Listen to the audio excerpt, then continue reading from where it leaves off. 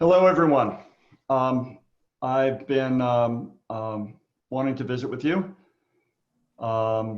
in general and have visited with some of you at times over the last couple of months in different groups.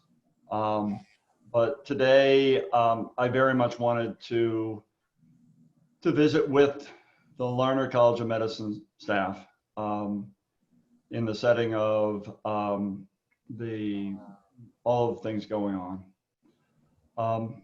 First of all, let me say that I want to thank you all for everything you do for the College of Medicine. We wouldn't be who we are without you, and I've done my best to acknowledge students, faculty, and staff wherever I acknowledge the activities of the people that we work with and the missions that we try to accomplish of education, clinical care, and research. We can't do it without you. I also want to reach out in this time that's truly painful. I don't know anybody who's not experiencing grief, who hasn't experienced pain. If you think about it, I've been around 62 years now, and that's longer than some of you, maybe most of you. And never in my mind could I have imagined that we really have this kind of pandemic that would have such a devastating effect on the world. For any of you who have been affected in terms of your own healthcare, those you love,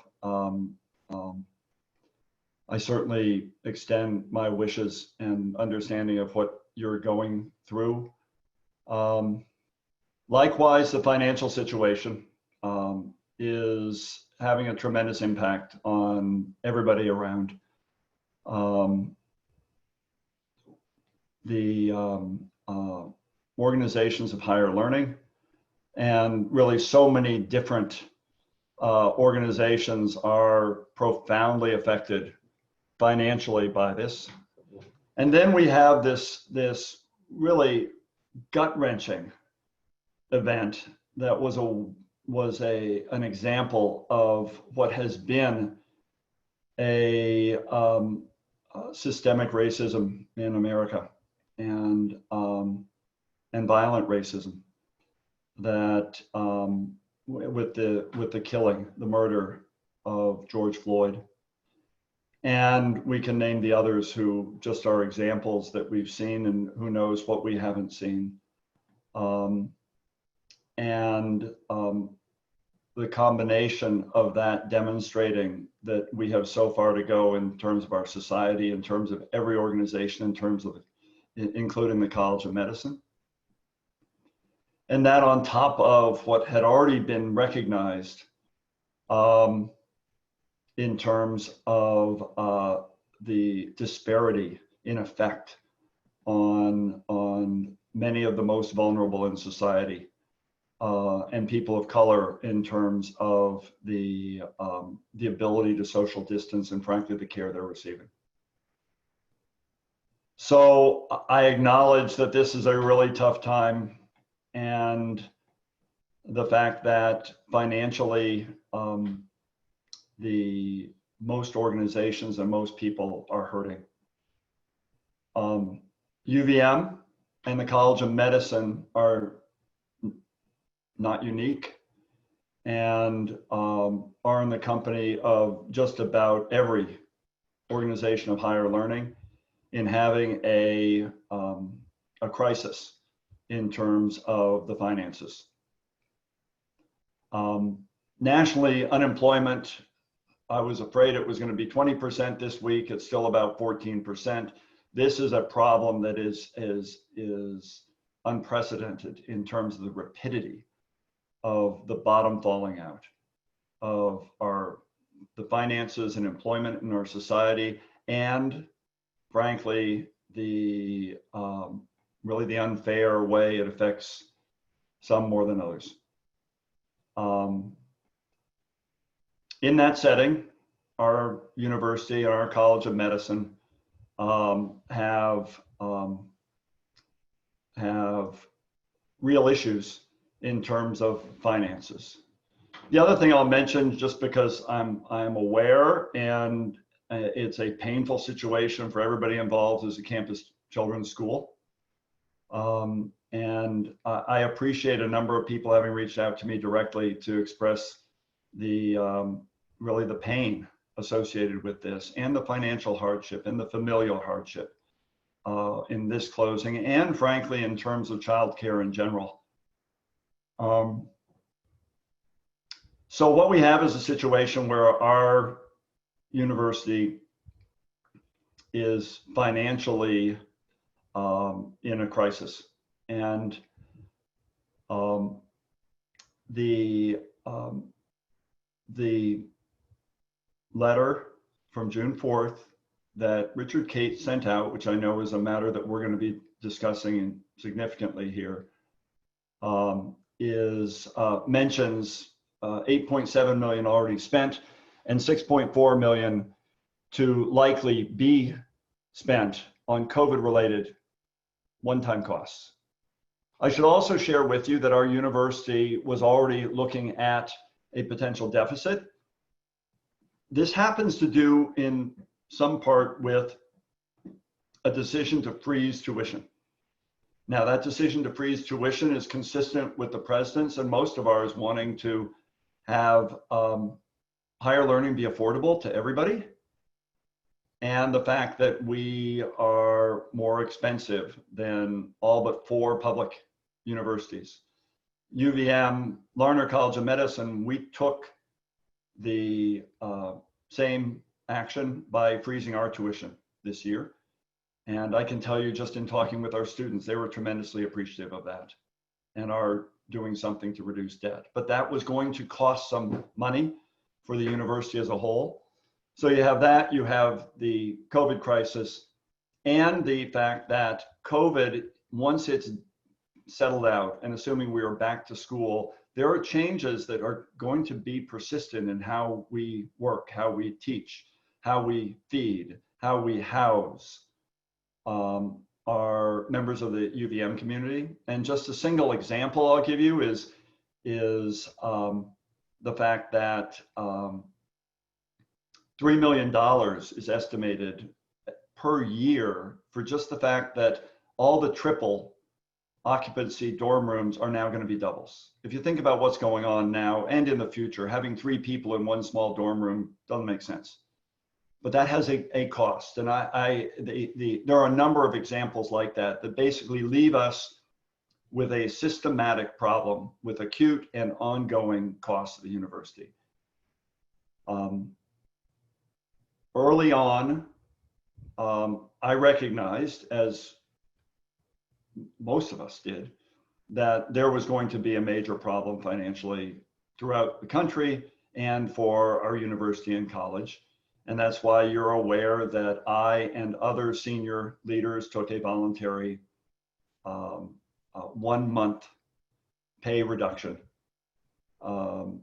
spread out over fiscal year 21, so starting next month. I should mention that with me were 26 senior leaders, including Senior Associate Dean Brian Cote, who's joining me today, and all of you know. And I'll tell you, I didn't twist any arms to have us do this, because frankly, we all recognize that it was the right thing to do. And it was an investment in mitigating the costs to the people we work for and with, and anticipating that there could be cuts one way or the other. The university has taken a perspective that the highest priority is to preserve jobs, even if there is necessity to reduce compensation. I actually would agree with that. That's a university decision. I'm part of university leadership. I agree with that perspective. If you're in a dire financial situation, we can go into detail, but I'd much rather talk about the number of questions I've already received for today.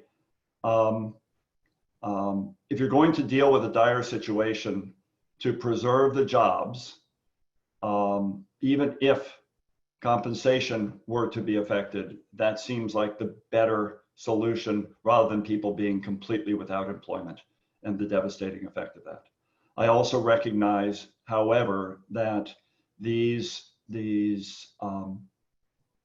potential cuts are have a disparate effect on people that we frankly want to protect. And it's already been mentioned to me, the disparate effect on women. You throw in the campus children's school, and that has a greater effect on women than men, but it has an effect on families. And underrepresented groups, people of color, this is, we can't help but recognize that this has a profound effect and potentially a greater effect. And this happening in the setting of what's going on in our society right now, with as I said, the gut-wrenching event with George Floyd, with the finally greater recognition of the Black Lives Matter movement and the systemic racism that characterizes our country and our society. This is really painful. The letter that came out on June 4th was, while many or most of us may have anticipated that that there could be cuts, many of you have responded to me that this seemed abrupt, without warning, and frankly, I agree. I saw it that morning. I was aware that there could be cuts because I've been looking at the numbers. But how this would be accomplished, I've got to tell you that I see no way but to have either cuts in compensation or layoffs, given what we're going through. I will mention there are about 600 furloughs already at the medical center. Healthcare areas, organizations of higher learning, everyone is suffering and paying a cost. Again, the priority being to retain jobs as opposed to being able to maintain the compensation for all. This came out with gradations in terms of the amount that is being withheld, and those pay reductions are graded, as most of you have seen. There are strange issues about how the numbers would work, and thankfully Brian Cote is here with me, and Brian will help kind of explain those to you and me. We are faced now with this situation where we have cuts that have been announced, but there are a lot of questions around those. And again, I'm part of senior leadership, and in that way, you can hold me responsible. But at the same time, we're only now sorting out the ramifications of that memo, because, as I said, I was, as you were dealing with it just a few hours before. I will mention an example of that is unrepresented faculty. And while we're talking about representation, I will tell you that I certainly had hoped and thought that we would maintain parity of represented and unrepresented staff and faculty. As you know, the faculty at the Larner College of Medicine are not unionized. We're unrepresented. And that actually is something that in my mind, in a just world, does not disadvantage the unrepresented. And that was, if you've read the things that have come out, including President Garamella's earlier email, that was a priority. And how is this consistent with what's happening? I'll tell you, the unions are negotiating now with the university. And per that email, it specifically says that these sorts of cuts are being negotiated. So one question I've seen is why the unrepresented, the concept being that if things go the way I think they should, given the fact that I am convinced that if we don't have cuts in comp, we will have layoffs and furloughs, that everybody should be equally affected. A strange thing about this announcement was that in terms of faculty, the faculty have a handbook. Staff don't have a handbook. Faculty have a handbook. It's part of faculty governance. And there are ways that you can cut. The university can cut compensation for faculty. It's a protection that has been there for a long time, where it needs to be consistent with the handbook. So one thing that became clear is with this announcement that was affecting the faculty that report to me, that it couldn't really be applied unless the Board of Trustees made a decision to impose it. And the Board of Trustees, despite the faculty government, has the right to supersede the faculty handbook. So indeed, these cuts that were in that memo could actually be put forth to the faculty as well.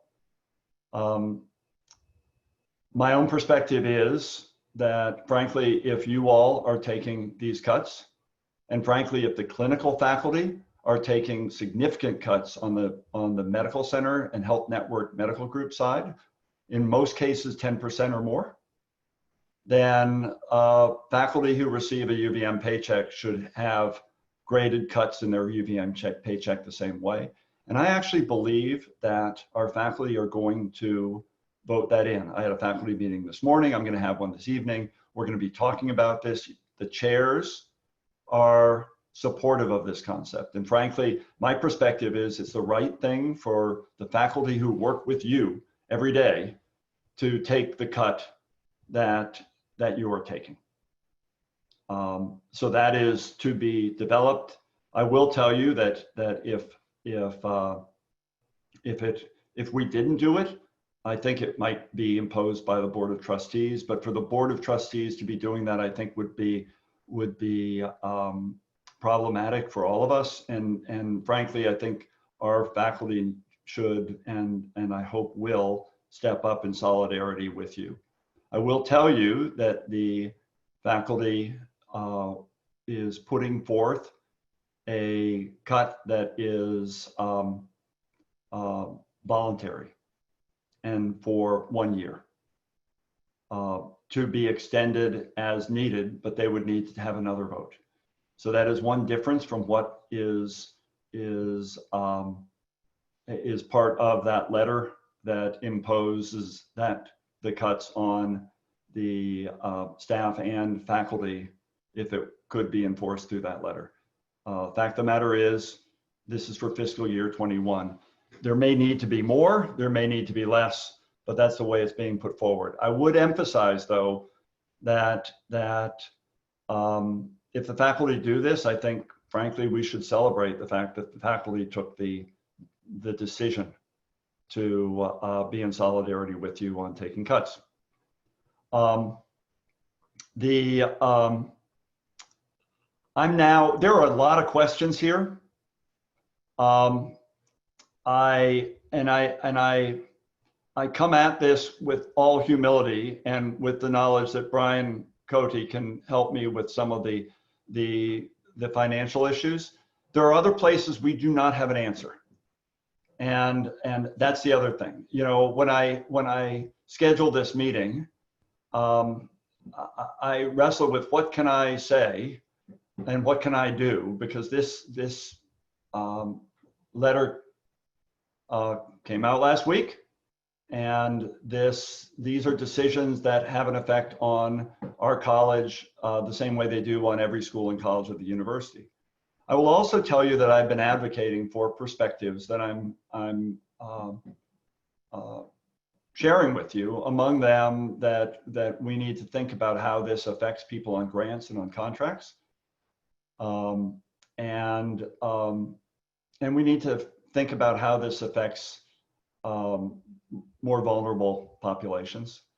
As you may know, we have a professionalism statement, and during that time, as we were putting this together, we had staff, we had a diverse group, students, faculty, staff, with as much diversity as we could include in that group to develop a statement on professionalism. And during that time, I learned the term cultural humility, and the statement being that cultural humility, kindness, and respect would characterize our interactions, and that cultural humility is something I need to remind myself every once in a while, because I feel humbled by the fact that my perspective is different from others, and I learn from people who can help me learn. So I do ask for you to understand this is with all humility and with a desire to continue the conversation, and for you to reach out directly, as some staff have already done, to me, or through any venue you need, as we deal with some really difficult issues. I'm going to go to some of the things that are on the Q&A. Can you speak to salary cuts? Can you speak if the salary cuts are mainly due to tuition freeze? Folks are saying that it has little to do with COVID and mostly to do with the tuition freeze. The tuition freeze plays a role in what was the original structural deficit that was being, there was real action being made to close that. This COVID has had substantial costs. Already 8.7 million and another 6.4 million were mentioned in that email. So this isn't about the cuts, although they contribute the fact that there is difficulty here. What is the value of reducing salaries of folks earning gross annual less than 60,000? I'll tell you that the gradation concept, I think, is totally appropriate. Where you make those gradations, and actually in talking with the faculty, whether there should be gradations beyond 80% is something I think we need to consider. But what is put forward is the gradations that you saw. I don't have the numbers in terms of that, but the concept being the people lower than 60,000 as making some contribution to this. I don't know how much it is, and I don't know whether that's the right number, but the concept is, I know there was a lot of thought that went into it. I wasn't privy to those decisions. A comment of staff cuts are permanent. Right now they are permanent, and yes, in order to have us move forward and have a voluntary cut without a fight or argument over the board, yes, right now they're going forward as 1 year. And I think you can think of it in your own case. If you were faced with the choice, would you take a voluntary pay cut? Not everybody would do that. And people finding the ability to do that if they can provide it as a 1 year, or I should say fiscal year 21. We don't know what's going to happen beyond that. And also likewise, the quote unquote permanent pay cuts, I don't know what the economy will be like, but I can't say I know that it's going to be better. I'm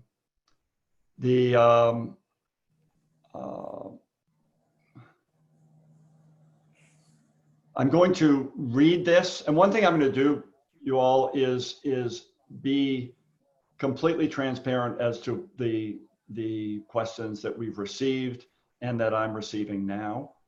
And we got a lot of questions before. A lot of them I've tried to answer already, but likewise, if certainly in terms of the chat, go ahead and put them there. And I'm going to read them, whether it's painful for me to read or not. I'm going to read them to you because we got to be able to have this conversation.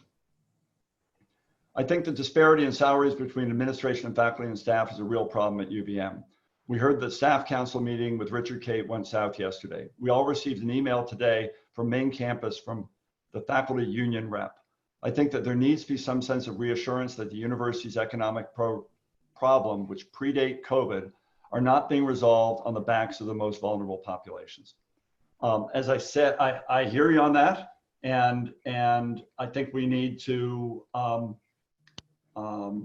recognize that this really devastating event in our society is one that if we don't respond, we won't be able to maintain as many jobs as we do. My understanding from central administration is there is no plan for further furloughs or layoff and for the coming year. And but these cuts are going to have an effect that is negative, and the fact that it is affecting the most vulnerable populations is something we need to continue to look at and see how we can attend to. Hey, Rick. Yeah, Brian.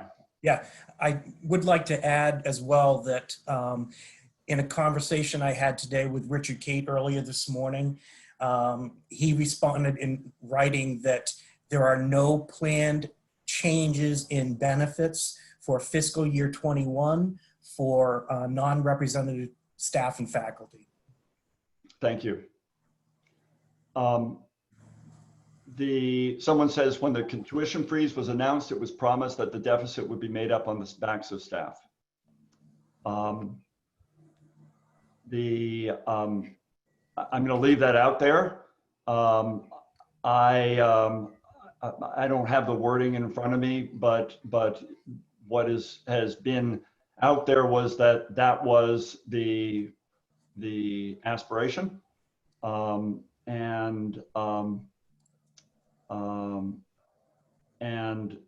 I would say that this is recognized that certainly faculty are going to be taking a cut.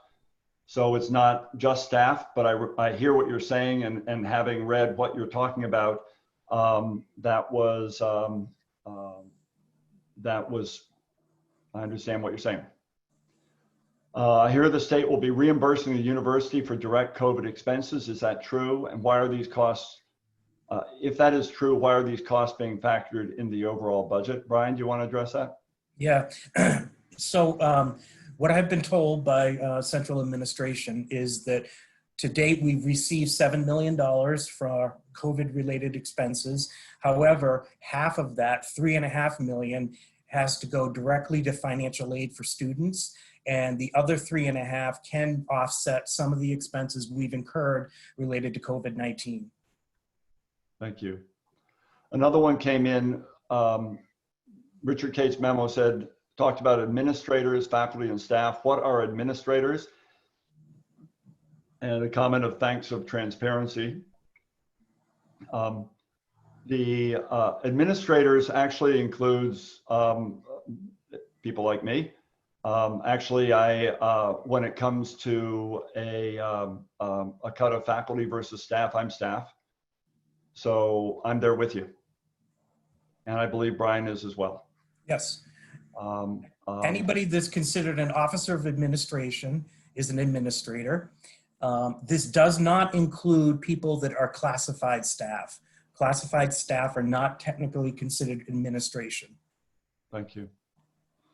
And as you know, in advance of all this, a number of us, Dean Cote and myself, volunteered to take a larger cut, but the voluntary part of that 5% is not voluntary anymore. The rest continues, and frankly, what happens further remains to be seen. Question is, could grading above 80,000 make up the amount from 60 and below? As I said, the concept of grading is valid. One person even showed a graph that, and I think that needs to be considered. I think it needs to be considered. Question of is UVM receiving federal aid or CARES money? We just talked about that.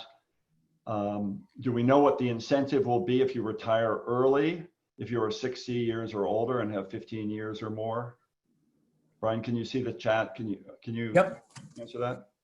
Sure. Well, what I can tell you is just what I know now is that there are supposed to be in the June 10th memo that was supposed to come out yesterday, description of early retirement packages and some parameters around those packages that can be by the LCOM. But I don't know specifics at this point, and we have not received that memo yet. Okay, thank you. There's a question, I'm not sure I completely understand it. Maybe Brian, you can help me. Is there talk about salaries that were cut, which now results in salary inequity? That is someone who takes a cut and now makes less than their coworkers who do not have to take a cut. I'm not sure. Right now, the cuts are for everybody. Now, one question that I received in advance was about people who are staff at the medical center. And even the question, as you may know, when things started looking very bad in terms of the COVID infections locally, there was a decision to actually give an added compensation. It was either 1 or 2 weeks for any staff under 99,000. And the question was, does that have a negative effect? Or frankly, the question was for the UVM person, am I paying for that person's bonus? The answer is no, because you're paid out of different funds. We're different organizations. So you may be working next to each other, and there may be, they may have gotten more, but that doesn't mean you get any less. The other thing I'll mention is over 600 staff at the medical center have been furloughed. And some of those will become layoffs, I'm afraid. So there are, the two organizations work very closely in a spirit of for all three missions. And I can't say enough good things about my relationship with the medical center and the health network and all the people that work there, even as a practicing doctor. But the finances are separate, and what they did there does not affect us. Their layoffs are not our layoffs. Hey, Rick, I can also, I think, address this a little bit differently. I think this is a question also around people who are around the threshold level, so the 45, 60, or 80, and how the university intends to deal with a lessening of a compression of salaries. So if you're making $81,000 and you take a full 5% pay cut, you're going to end up with a salary potentially below somebody that's at the high 70s range that would take a 3.5% pay cut. So what the university is intending to do is do an adjusted calculation where 5% would apply to the 1,000 and 3.5% would apply to the 80,000 to try to address some of that compression issue. Sure, thank you. The next is, you can see on the chat, Brian says, thank you for holding this. The memo indicated that the university would phase out the policy of paying for accrued vacation when someone ceases to be employed, but we've not received specific guidance on this. And again, people are sorting out these permutations of this memo after it went out. Brian, do you want to comment on that? Yep. So I attended a question and answer session with Richard Cote on Monday night, and that this topic did come up in terms of the phasing out of paying for accrued vacation time when an employee leaves the institution. And his response was that if somebody was leaving the institution, say September 1, that they would receive whatever accrued vacation time they had in a payout, because there isn't enough time for them to use all their vacation time between the beginning of the fiscal year and say September 1. He did say, though, also that if somebody is going to be leaving in the February timeframe, he felt that people would have enough time to use their vacation time so that they would not lose their vacation, the payout option of their vacation. They would just use it over those several months before February. Okay, thank you. Someone says, sorry, can you please clarify, are the salary cuts for the staff permanent, or is it possible at the end of fiscal year 21 staff salaries would return to normal? For whatever permanent means, and this is something I had to get clarity on as well when I read the memo, is that the impression is, the conclusion is that it's not a 1 year that is permanent, as the ongoing compensation, and then adjusted as frankly needed up or down, I suppose, according to finances. But that is the interpretation that or the meaning that was put forward. Someone said we're getting another 8.7 million. I think this is related to CARES, and I may not have properly addressed the CARES issue. Brian, can you go through, and not the specific number, but the money that's coming in through CARES and how that is being applied, and frankly how that falls short from the overall gap? Yeah. So when I spoke with Richard earlier today, there are a number of things that the university has had to expend funds on due to COVID-19. One I touched on was the additional financial aid, which was $3.5 million. There was additional leave required by the FFCRA, which is the federal law that came about. A big one was expansion of IT to do remote learning, additional costs of sanitation and cleaning, additional costs of facility modifications due to COVID-19 and social distancing, and cost of supplies and equipment such as sanitizer, masks, PPE, things like that.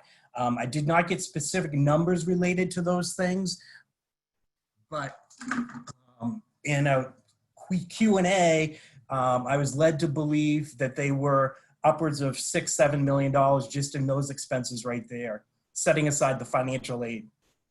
Okay. And first of all, I want to thank everybody who's on this call. I look forward to being able to be with you in person. I want to go back to, actually, we're getting, as I'm scrolling through the Q&A, my distance from the bottom keeps getting longer. And I just want you to know that I'm doing my best to answer every question. Certainly, if you had a question that was specifically pointed in that you sent earlier, please put it back in the Q&A as well, because I'm barely keeping up with the Q&A. But there is one that I wanted to address because it is a sensitive question. And one thing I'm not going to do is hide anything from you all. So what we're getting, and I'm going to share with you. And this came today. Cutting cost measures are disproportionately impacting women. Staff on campus are overwhelmingly female and are the only cohort to have base pay permanently cut. It will take years to recover wages, which perpetuates the gender pay gap. The cost-cutting strategy appears counter to UVM's hiring and retention standards. What is the plan to address this issue? I couldn't agree with you more. There is a problem there. And I don't know how best to address that. I will tell you that the permanence in the cuts is applying to me and Brian, right, Brian? Correct. Brian Yes. informed me after the last meeting, and my own perspective is fine. Our voluntary amount that we're adding is voluntary, and it's this year. Whether there are greater cuts for administration, I don't know that would be unjust. But my perspective is that it ought to be throughout the university as opposed to LCOM operating individually. It pains me that this is, as I mentioned, disproportionately affecting people who are vulnerable. And it's in this case, affecting women more than men, as more women are staff, apparently. I also really want to keep those jobs. And I don't want any of those people to not have a job because they were laid off. So I don't know how I know communication could be better. And I know we can do things better, and I'll take whatever responsibility for what's been done. But how to keep this, how to be more just in this way, I think we all need to be considering. What is the plan for UVM to address just the childcare shortage? God, this is a horrible issue. It's a societal issue. The Campus Children's School had 75 students, 40 that would have returned. They had a wait list of 600 every year. And this is a problem with or without that school.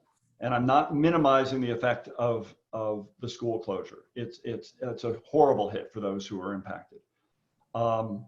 It wouldn't have been able to function at its 75 students in any case. And this is a societal issue. The president and provost have promised that this is going to be addressed systemically and in an effort to find ways to, frankly, be more inclusive and allow more people to have childcare beyond the very fortunate ones who were part of that, what I hear is a wonderful school. Does LCOM have any flexibility or desire to mitigate these broader policies? Flexibility or ability, this is something I hope you're hearing from me, is we need to work on these things. What degree I can or should or could mitigate some of these. I'm part of the university. The university the college is part of the university, and that's a good thing. And where the university goes, even though we're talking about tuition and triples, where the university goes, there goes the Larner College of Medicine. Are you concerned about staff retention as pay and benefits become increasingly less competitive? Yes, I am worried about it. I love our staff, and I appreciate every one of you, and don't want to lose staff. I also recognize that we're not alone in being in this situation. There's 14% unemployment, and I want to keep you employed. And when finances get better, we're going to work to retain you. Right now, we're working to retain you as in keeping from layoffs happening. And as I said, that's kind of the strategy, if you will, about the graded pay cuts, and layoffs at this point are not part of fiscal year 21. Does UVM LCOM plan to instituting any monetary incentive to retain staff with these budget cuts, not limited to, but potentially increasing work from home? I actually think we've learned a lot, independent of COVID. We can get a lot of work done. For some of us, it actually feels like we're at work all the time, working at home. At the same time, even seeing patients, I can see some patients better from my computer, and we can get a lot done on this Zoom, Teams, or whatever. So I think that's a great idea in terms of how we can mitigate, especially in the issues of childcare and the like. So I did want to get to that. I'm going to go back to the chat. I will ask my wonderful staff assistant, Vicki Gilwey, is monitoring. Vicki, if I can ask you to go through that Word document that includes and if there's anything that might be sensitive, will you send me, I'll monitor text. I'm monitoring 3 different things. I'll monitor text because I do want to get to any questions that you might have that frankly are sensitive or maybe even painful for us to address. But the last thing I want to do is at all be cherry picking what I'm hearing from you. Okay, and with that, I'm going to go back and 2/3 of the questions have not been answered at this point.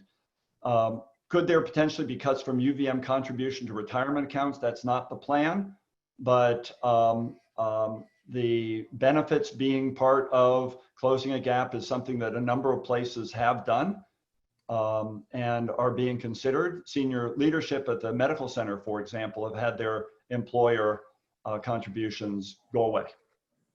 The question of whether things are permanent, we already said that for administrative staff. Are we going to be giving more financial aid in the fall to medical students? I don't know the answer to that. I would give all we can, but at the same time, I believe what we have is what we have. But you know, this is affecting medical students. This is affecting their families, and I want to mitigate the effects on those most vulnerable. So in other words, there are no cuts for represented staff, but no guarantees for non-represented staff. I would reiterate that frankly, the position of the university in negotiation with represented staff is, and I'm not saying they did the cuts for you all based on this, but their position for negotiation of contribution from everybody is much stronger at this point than it would have been otherwise.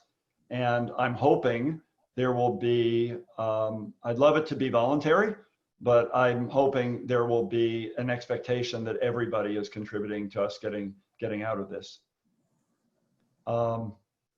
There's a question about the pay cuts at different thresholds, Brian. Yep. I don't know whether you can see the one at 1:32 p.m. Do you want to address that if you haven't yet on this call? So I think I already did, Rick, when I talked about how the university is going to adjust the calculation rated regarding people that are close to the threshold level. So try to address compression so that somebody that is just over a certain threshold level isn't going to necessarily be harmed with a full cut and bring them down below somebody that is at a lower threshold level. Great, thank you. Are bonuses being paid to any employees? And if so, how are they being accounted for in the pay reduction scheme? Brian, I'll let you address that, not that I'm aware of. Yeah, it's certainly in the LCOM. We are not paying anybody a bonus. In fact, you may know that we did away with the faculty incentive program for this coming fiscal year. That's an important point. Thank you. The faculty who get grants actually had some incentive program where they could take the money as compensation or support from their lab. That was a significant amount. And without a single argument, those faculty understood that Dean Jensen and I felt we could not do that. Spread out over everyone, that was $1 million. And that's money that I'd much rather be able to spend on keeping us from being, frankly, more in the red and allowing us to do the things that I'm talking about, and that is retain our faculty. Any comment about financial savings from voluntary furloughs within LCOM, Brian? I guess what I would say there is that we've had a few. There hasn't been a tremendous amount come through in terms of voluntary furloughs. There is some modest savings there, but we're not talking, you know, $50,000. We're talking probably $10,000, $12,000, maybe 15 at the most at this point. The other thing I'd like to bring up about voluntary furloughs is that if those staff that have requested a voluntary furlough no longer want to take that furlough, they can rescind it. And we've rescinded at least one already. Yes. I'm not cherry picking, so I'll share with you a positive one. Thank you both. Your willingness to have difficult conversations and be transparent is significant. I appreciate that. But again, this hurts. It hurts, and I recognize how it hurts you all, and we'll do our best. The message from central administration stated that payout of accumulated vacation time upon separation from the university is being phased out. Do we know what this means? I think I already addressed that question. Yep. And so I do apologize if it seems like I'm not listening to Brian. it's because I'm not listening to Brian. And the reason is I'm scrolling through these questions. I really want to get to them, and I am listening, Brian. What you're saying is important, but I know you'll bring me up to speed. Thank you for acknowledging the need to reconsider grading. I hope you'll continue to push for this to protect lower earners. I don't know whether the grading is right or wrong. I actually think it's not right, but I want to really think about how to make it better and talk to people about that. I will share with you, as long as the grading is there from the university, for example, putting forth for the faculty, that's what we're going to do, because that's what the university is doing. And frankly, that's what would be imposed by the board if we get to that. Will you be publishing cumulative comparison of cost savings by each tier? That's an interesting question. I don't have those data. There might be those available, and in the spirit of being as open as possible and honest all the time, that I think that could make sense. Here's another, I'm confused about phasing out. Unfortunately, we don't have more to address on that. What if your salary is completely funded by an endowment? A salary reduction will not help the general fund of the university. This is a tough one, and it's one that I'll tell you is being wrestled with as we speak. In terms of staff and faculty who are paid off funds that aren't university funds, there is a perspective that says it's fair for everybody to feel like they're giving, and I understand that. On the other hand, people who are paid from funds like a contract or a grant or a foundation, where there is no savings to the university, does it make sense for that person to be taking a cut? And even in terms of contracts, in some contracts, you only get paid the amount that you pay out, and then you get indirects on top of that. So it actually translates to less money coming to the university and a significant cut for the people who are affected, which just doesn't, that doesn't make sense to me. That decision, that interpretation is not mine to make, but I have shared with, and Dean Jensen is in agreement, and we've shared this with our new Vice President, Kirk Dombrowski, who's terrific and landed with it, you know, with his feet running, and I also have communicated with Richard Cote. Gordon is talking daily with Richard and with Kirk about specifically this issue of what if someone's paid off of non-university funds. Would it be fairer to cut FTE rather than salary as was done with adjuncts?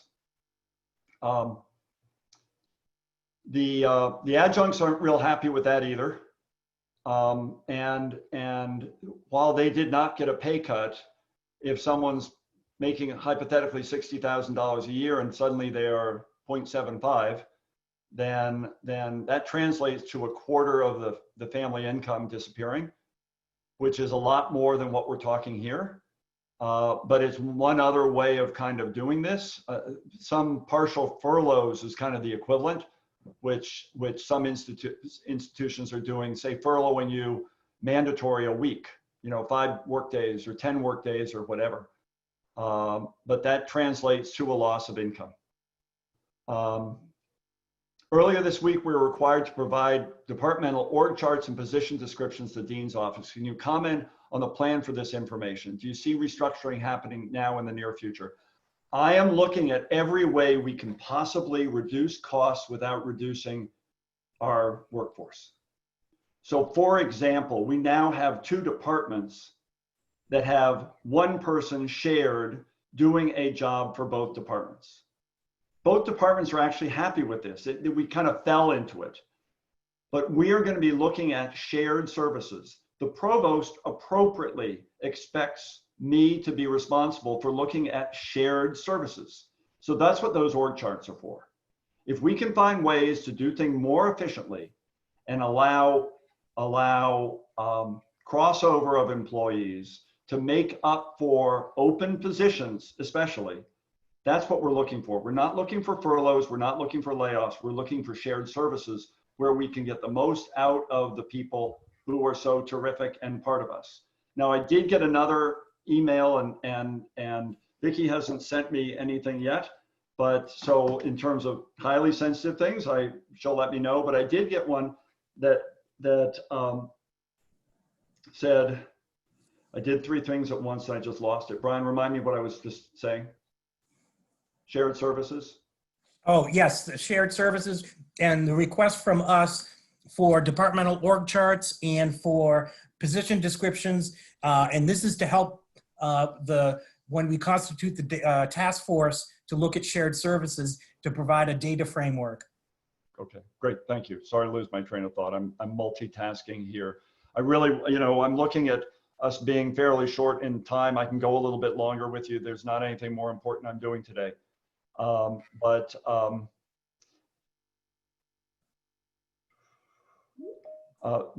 was a question about the cutoff in terms of the 60% and 65, and I think you've already addressed that, and that more clarity will be there. Yeah, I do want to share though that if somebody is in the range of a threshold where the cut when it's applied to that salary still keeps them in that threshold. So somebody that's making $68,000 gets a 3.5% cut on the full 68 because it doesn't cross the threshold level. And here's one. You acknowledged earlier that the cuts made disproportionately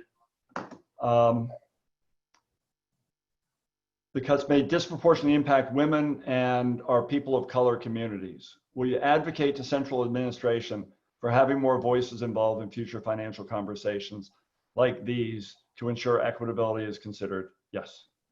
Matter of fact, Vicki just reminded me I'm due on a call with the provost and other deans at the hour, but I can be a couple minutes late, and I don't think I will be. I think my time is better spent here right now. But I do want to be able to be there to make sure I'm at the table. If someone took a voluntary furlough, is that furlough taken off from what is considered their annual salary? And would this be a factor around those cuts, Brian? I'll have to get back to people on that. I'm not sure how that will be handled. Changes in benefits for 21, is that coverage or rates or both? Right now, we're not changing benefits for 21.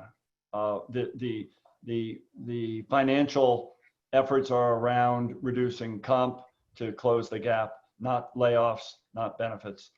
Why are 100% grant funded taking cuts? I don't think they should. And it's not that if the money's not going back to the university, I don't know that makes sense. I don't think it makes sense. And I've talked with Gordon, and we are communicating with Kirk Dombrowski and Richard Cote.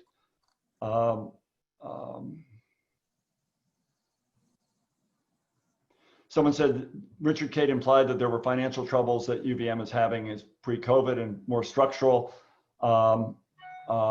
and that what is the university doing? As I said, the university is working to address those, and actually retention of students and things like that are actually going relatively well. Is there a discussion of adding non-monetary incentives? We addressed that. Didn't UVM have a rainy day fund that would help cover some of these COVID expenses? I don't know the answer to that. Most places don't have a large rainy day fund. They have endowments that are restricted in how they can be spent. And UVM is not a very wealthy institution.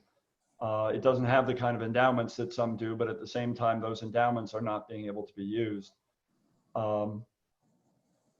Annual raises have been in the 1% to 2%. How's the university justify 2 to 3 years of raises being cut all at once? I think I expressed to you, I wish it weren't the case, but at this point, the issue is a dire financial situation, and I only look forward to a time when there are pay raises or getting back and higher than what is there.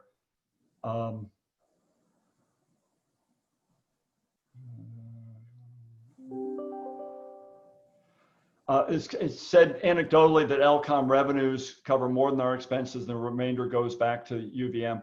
That's not exactly right. As a matter of fact, Brian's shaking his head. We're part of UVM, and frankly, I worry that UVM won't be able to provide back to us what we are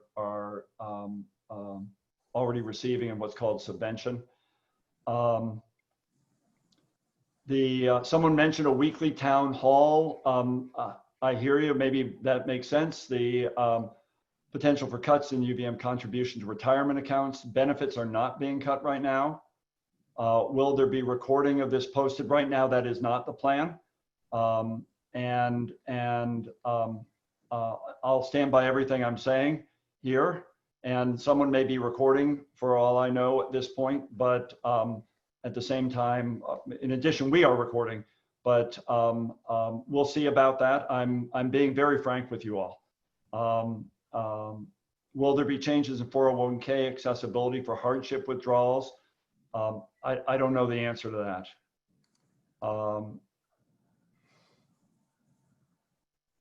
What does it say about the university's leadership if senior leadership was surprised by the content of the July 4th memo? My confidence in the university's leadership has been shaken by the June 4th memo and my perceived lack of voice, process, voice, and opportunity to contribute to the problem solving. I hear you. Is there talk of benefits such as tuition remission being reduced? Benefits have been looked at throughout. Right now, the plan is not to do anything about benefits. Here's someone who says thank you, someone who says thank you for your candor. How can you assure us that UVM will address this disparity? Give us something concrete. We want to have faith in this university. All I can tell you is I believe it's a great university, and I think we have strong leadership, and I will do my best to advocate. I'm not the person who makes the decisions.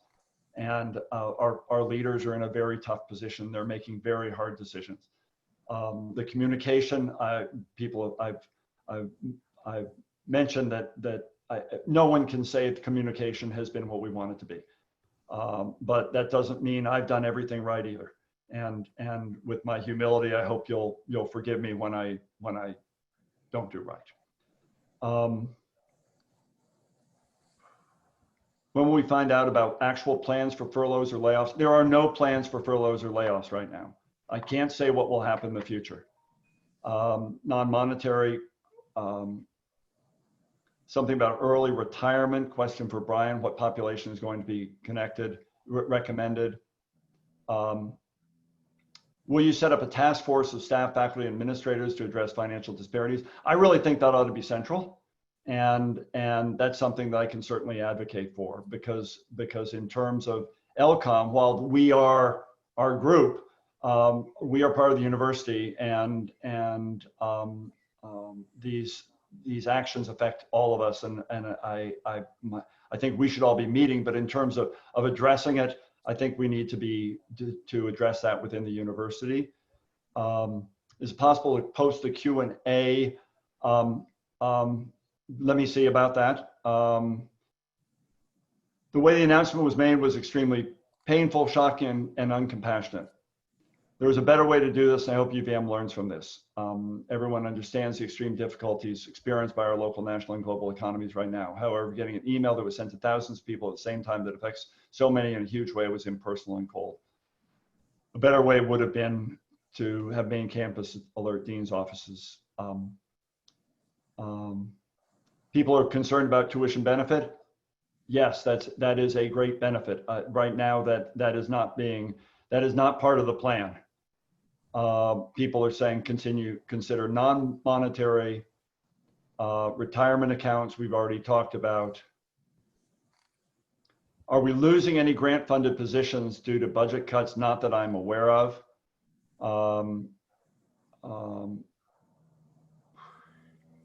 Y'all are putting stuff in faster than I can. Something about grants.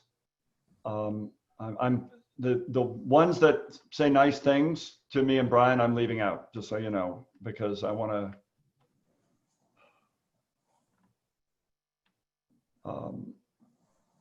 Something about the gradation is 80,000 the right cutoff. Will the construction of the new research building move forward? The research building is right now on hold. It's on hold. And if or when it's built, it's not going to have an effect on you. And it's not going to have effect on salaries. That I pledge to you, but right now it's on hold.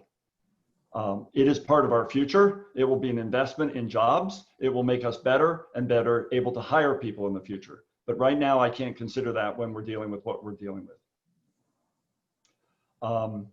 Some question about considering pay increases for under 40,000.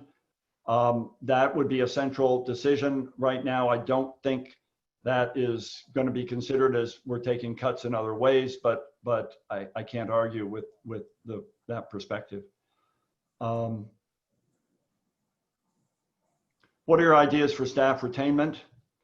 Doing everything I can to serve you, and doing everything I can to be honest, and do everything we can to keep you employed. That doesn't mean that I can say that pay cuts are not appropriate right now for faculty, staff, and certainly administrators, because we're in a dire situation. I wish it weren't like that. Someone says one cut a month, a month's cut is significant, but these cuts aren't permanent. I just said the 5% is there, and there may be more. I don't think that would be unjust. Staff see wasteful spending every day. Let's stop it. Help us stop it. We've stopped food, we've stopped travel. Let's find where we're wasting money and not waste any money so we can spend it on the most important resource we have, and that's our people. Appreciation, benefits. When will the next town hall? I don't know. I'm doing 3 today. Early retirement, we talked about. Parking at UVM being reimbursed for when they weren't able to park. Brian, let's bring that up. Is it possible that the cut will be limited to 80,000 and above? At this point, the cuts that our faculty will voluntarily put forth is going to be consistent with the what the university is doing. If you ask me whether it would make sense to grade that up higher, I think it probably does. But that should be a university-wide decision.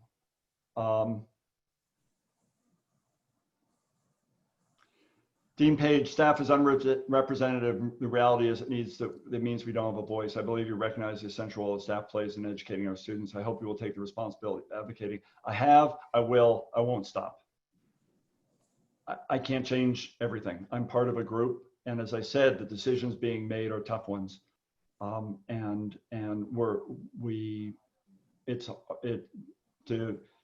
To come up with an answer when there are no good answers is very difficult. And I can tell you it's painful for me, and I know it's difficult for the president and provost. I worry that you've been breezing through non-monetary benefits question. They are real creative ways to retain staff without spending money. How will you explore these? Another task force. I hear you, and let's explore them. Okay, if there are, I don't know whether you saw, we gave out awards. Eric Gagnon got a staff award, a student of color, and a faculty member got professionalism awards last month. Please give us ideas on how we can reward people who are doing a great job when we don't have a lot of money, and how we can save money. Let's be in this together. In closing, I'm 10 minutes late for my other meeting. I want to thank you for all you're doing. Vicki tells me I've covered the questions that were sent. Thank you for all you're doing. I look forward to seeing you in person in happier times. In the meantime, please stay well, keep communicating with us, and I will hope to see you in happier times. I'm going to sign out now. Bye-bye. Bye.